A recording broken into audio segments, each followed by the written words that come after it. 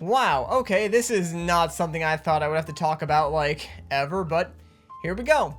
So a few weeks ago, Nintendo announced the Switch Lite out of nowhere, a smaller version of the Nintendo Switch that is designed as more of a budget portable option. Now, as someone who owns a Switch already, a budget Switch doesn't really interest me, but I took a closer look at what features the Switch Lite did and didn't have, and then I made this tweet. So the Switch Lite is just a smaller Nintendo Switch with no hardware improvements and can't be docked. Games will run at handheld resolutions and frame rates on a tiny 5.5-inch screen. It's a worse product than the original in almost every way. Who would buy this? And wow, I apparently pissed off a lot of people with this tweet. Firstly, I think it's important to understand when I wrote this tweet, it was a rhetorical question. Give me some credit here, I'm not that foolish. I know the Switch Lite is probably going to be a massive success for Nintendo. A slightly cheaper option launching around the same time as Pokemon pretty much guarantees this thing is going to fly off the shelves. That's not my issue. I also know I'm not its target demographic.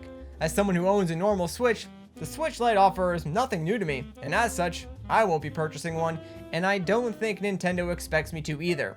That's totally fine as well. I guess my real issue here is that, from a consumer standpoint, this device makes absolutely no sense. Now, allow me to explain myself. As I said in my tweet, the Switch Lite will only run games at handheld resolutions and frame rates, displays those games on a smaller screen, and lacks the ability to display them on a TV, even if you had a dock for it. Now, sure, I didn't mention that it's $100 cheaper, but that's really only because I didn't think it was that big of a deal. And here's why. The original Nintendo Switch comes packaged with the Switch itself, 2 detachable Joy-Cons, a dock, HDMI, and power cables, and it retails all for $300. If we look at what Nintendo sells these parts for separately online, we can get a rough breakdown of the price. Nintendo sells a spare dock, which includes power and HDMI, for $90, and yeah, that's entirely overpriced for what you get, but that's not really the topic of this video. Joy-Cons are in the range from $70 to $80, which would mean that the tablet portion of the Switch itself is roughly $120 to $130. Now, because we're buying this as sort of a bundle, there's no doubt some discounts in place, so those prices may not be a completely accurate representation of what each piece is priced at internally, but at least it does give us a relatively good estimate. Now let's take a look at the Switch Lite. It of course comes packaged with the console itself, including the 2 non-removable Joy-Cons, and it does not include a dock. The Joy-Cons themselves also lack certain features like HD Rumble and the IR camera. You might be thinking to yourselves, well, those features aren't that important, and I would agree with you to some extent, but this all plays into our pricing. Since the Switch Lite lacks the ability to dock to a larger display, even if you had a dock, Nintendo no longer needs to include one. Since Nintendo also sells a standalone dock for $90, we can just call that $90 saved right there. Which means that if Nintendo were to sell a Switch without a dock, it would be roughly $10 more than what the Switch Lite is currently retailing for, and that doesn't take into account the worth of features that got cut from the Joy-Cons. When you look at it from that perspective, the price point of the Switch Lite becomes questionable at best. Now I know what you're thinking. Well, Nintendo doesn't sell a Switch without a dock, so the Switch Lite still makes more sense for people who can't afford a $300 console. And you're right, Nintendo doesn't directly sell a Switch without a dock. But guess who does? eBay or other secondhand sellers. If you really want the best bang for your buck, you could buy a used Switch on eBay with Joy-Cons for about $150. If you're lucky, you can even snag a complete dock kit for $50, a grand total of $200, and you got yourself an original Nintendo Switch with all of its features. It might be slightly used, but it'll work, and it'll give you the full Switch experience for the same price as the Switch Lite. You might even be able to get a better deal on Facebook Marketplace depending on where you live. So if you're really on a tight budget, there are options out there and better ways to stretch your dollar and really get the best value. The next argument I saw was people saying it's for those really into portable gaming. Yeah, I don't really understand this argument at all. The Switch was literally designed as a portable console already. It's in the name, Nintendo Switch. Its main selling point was that it can switch from a portable handheld design to one you can play on your TV. Yeah, the Switch Lite is indeed smaller, but we also live in a world where kids are running around with iPads before they can even read. The Switch really isn't that large in comparison. I never have trouble fitting it into my backpack or bag when I do decide to take it out. I'm sure the smaller form factor appeals to some audience out there, and that's totally subjective, and if you want a smaller Switch, that's absolutely fine by me. Just know that in handheld mode, the Switch does often downgrade the resolution and graphics of some games. Maybe this isn't as well known as I thought it was, but in order to save battery life and control the unit's thermals when outside the dock, Nintendo actually lowers the clock speed of both the GPU and the CPU. This means the system runs slower, and by a decent amount too. Now, to compensate for this, developers have gotten rather smart. They simply have the game display at a lower resolution. So instead of 1080p, oftentimes they'll scale down to 720p. Or in more extreme cases, like for The Witcher 3, they go from 720p docked to 540p handheld. That is a significant downgrade in resolution.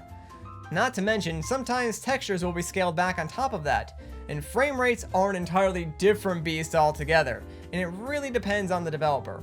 Some choose to limit the frame rate to 30 while in handheld mode, and others will keep the frame rate higher, and it might even perform slightly better after the resolution and textures have been scaled back. It's kind of a mixed bag. My point is, it's far from the optimal way to play some of these games, and you'll be doing so on a much smaller screen at that. Another thing I've been seeing is that the Switch Lite will have a better battery life, and that's a claim that, while technically true, is a bit disingenuous at best. Yes, the Switch Lite will probably have a longer battery life, but that's not really because the battery is any better or it's a larger capacity. It's more so a byproduct of the fact that the screen is smaller. Again, thanks to smartphones and tablets, we know the largest drain on our batteries is always the display. I mean, if you think about it, it makes sense. It's a giant array of lights that has to constantly change to emit different colors and brightness values, and doing that costs a lot of power. So by virtue of having a smaller screen, yeah, the battery's gonna last longer. It's less of a feature and more of a happy accident if you ask me. Keep in mind, the increase in battery was roughly 30%, which is only about an hour, so going from a 3-hour battery life to a 4-hour battery life isn't exactly that great of a leap to begin with. You're still going to want to invest in a battery bank for longer sessions, and seeing as this is the handheld only Switch, the battery should have been beefed up even more in my opinion. Now, ironically enough, Nintendo actually announced a new version of the original Switch coming out soon that will have a better battery life, like a lot better too. The new model will have 2 to 3 hours more battery life. That's the type of increase the Switch Lite should have had. A lot of people also compare the Switch Lite to the 2DS, which is something I mostly agree with, although my main issue is that while yes, both are budget counterparts of the original systems, the 2DS was a much more faithful option. It didn't sacrifice any big features besides not supporting 3D, which, let's be honest, was a feature that wasn't that popular to begin with, and it still offered the exact same gameplay experience as its more expensive counterpart. Games looked and played in exactly the same resolutions and frame rates on the 2DS as they did on the 3DS. The same cannot be said about the Switch Lite. Honestly, I think if they added the ability for the Switch Lite to dock to a larger TV and perform the same as a normal Switch when docked, it would actually be a great product. Removing that feature to me seems kind of pointless and really hurts its true potential. Ideally, I think as it is, the Switch Lite should be priced just a little bit cheaper since it's sacrificing a lot more than initially seems. Now, alternatively, Nintendo should have just kept the ability for it to dock. Just give the consumer the option in the future if they wanted to. In my opinion, either of those options would have at least given the Switch Lite a better reason to exist from a consumer perspective. So, in conclusion, don't buy a Switch Lite, unless you really want one. At least if you do buy one, know that it has some very big downsides when compared to the original. If you're totally fine with those downsides, then sure, go for it, the Switch Lite is for you. However, if you're only considering the Switch Lite because it's $100 cheaper, I'd seriously recommend checking out eBay or the secondhand market for a normal Switch without a dock, or trying to find the two separate for a combined total of around $200. To me, that's just a much better option than buying the Switch Lite.